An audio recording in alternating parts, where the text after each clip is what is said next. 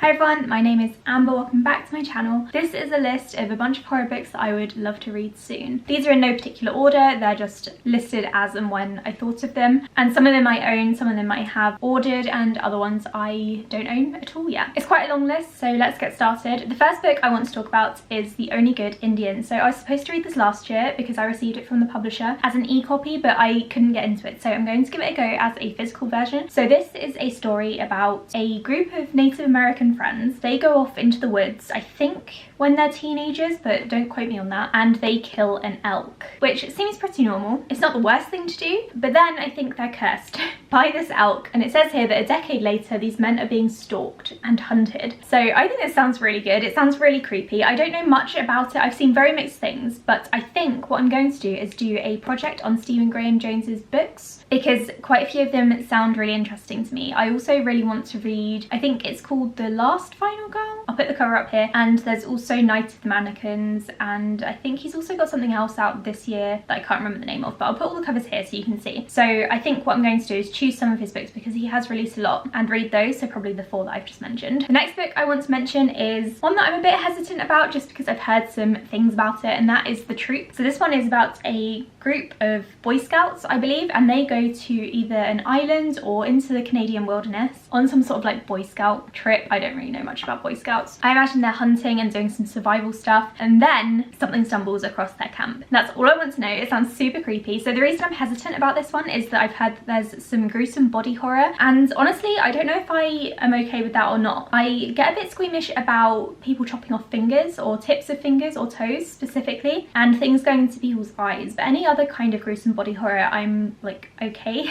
with, I suppose. It's just those specific things that I really don't like. I don't know if you've seen House of Wax, the remake with Jared Padalecki. One of the main characters is sticking her fingers through the vents, and then the killer comes along and like chops off her fingertip.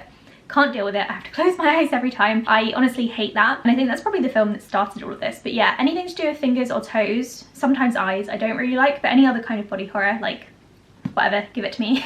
The next one I am also not sure I really want to read, but I've heard good things about it. That is The Hatching, and this one's about spiders, and I'm going to tell you right now, that's the reason I don't know if I want to read it, but I've owned this for ages. I don't remember buying this one. I think I might have picked it up at kind of a publishing event or something. It says here that the first female president of the United States is summoned to an emergency briefing. Deep in the jungle of Peru, a black skittering mass devours a tourist party hole. Something something, all of these events are connected, and then there's a dormant species of spiders that wake up.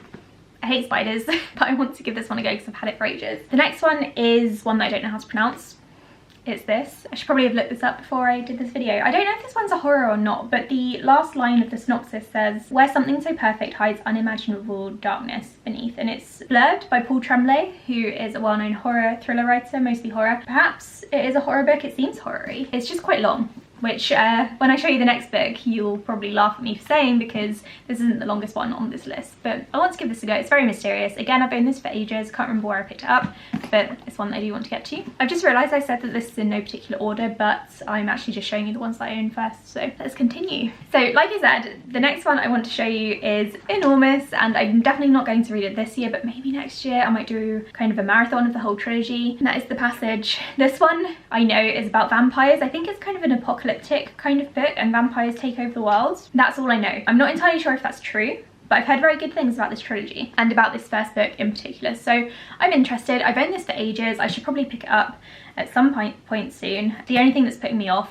is that it's so long, and I think the trilogy might even get longer. Oh my god, it's nearly 1,000 pages. I didn't realise it was that long. I could probably read Stormlight faster than I would read this. The next one I really want to read is Lovecraft Country. My partner is currently reading it, which is why there's a bookmark in it. So this one is set in the 60s, no 50s, and a 22-year-old comes back from some kind of war. He's a veteran. His father has gone missing, so the main character has to go and look for him. It says here, Atticus is forced to confront two evils, each as great as the other, in an America rocked by civil unrest. A devastating, kaleidoscopic portrait of racism. A terrifying spectre that continues to haunt us today. I know this one's been made into a TV show, I believe. Yep, it says here. There's a sticker on the front. So after I read this, I'm going to watch the TV show, probably do a video about comparisons between the two. I'm going to try to read this year because it's one that came into our lives, our house, in 2021, and I'm trying to read as many books from my 2021 book hauls as I can this year, so this is probably one that I'm going to prioritise as much as possible. Next we have some books that either I have ordered that haven't arrived yet, or ones I'm going to order as soon as I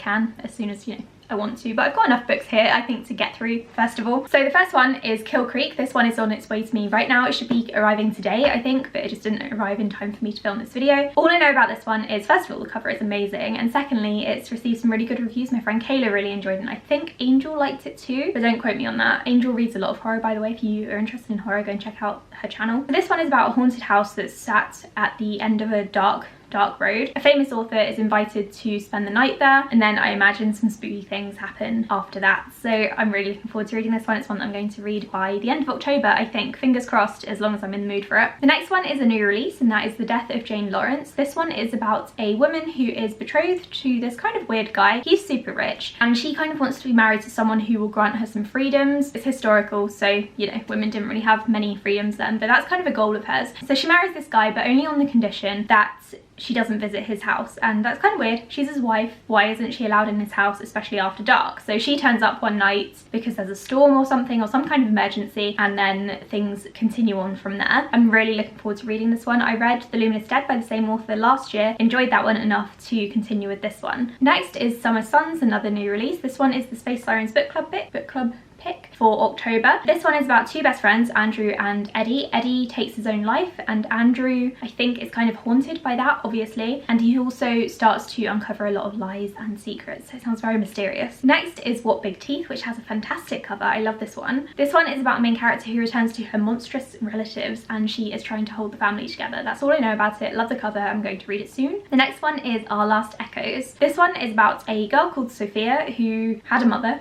Wow.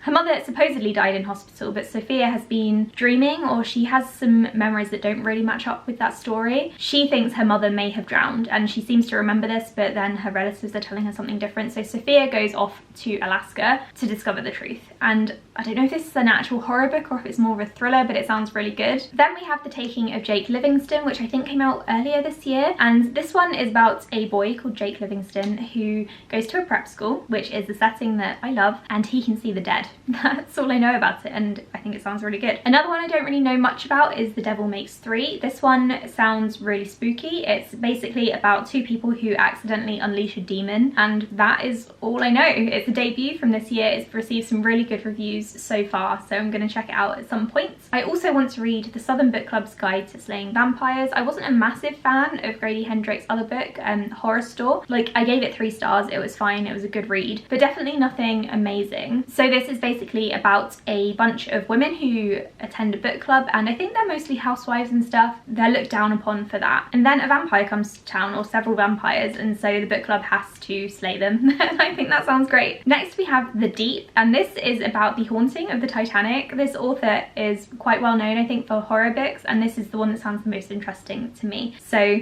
haunting, Titanic, I'm there for it. Then we have The Hollow Places. This is by the author of The Twisted Ones, which I enjoyed. I think I gave it 3.5 stars. It was really good, quite creepy. And so this one is about a woman who discovers a portal at her uncle's house. This portal leads her to alternate dimensions or alternate realities, and there are other spooky creatures there. So if it's anything like her previous book, I'm going to really enjoy this one, and it's going to be really creepy. Then we have Wonderland, which is by the author of Baby Teeth, which didn't receive good reviews, but I love the sound of this one. This is about a mother who must protect her family from unnatural forces. So I don't know if this author kind of writes a lot about motherhood and mothers in her or their horror books, but I'm here for it. I'm very interested. Next we have a novella, and that is Ring Shout. I know a couple of people who have been reading this lately. Robin is one of them, who is also a booktuber that I really enjoy. You should go and check out her channel too. This is a dark alternate history set in the United States. It's basically like a supernatural horrific, more horrific twist on the KKK era, which isn't really something I know loads about, I'm gonna be honest. American history is not my forte, but this one sounds really good, and I've read another novella by this author before and I really enjoyed it, so I'm gonna give this one a go.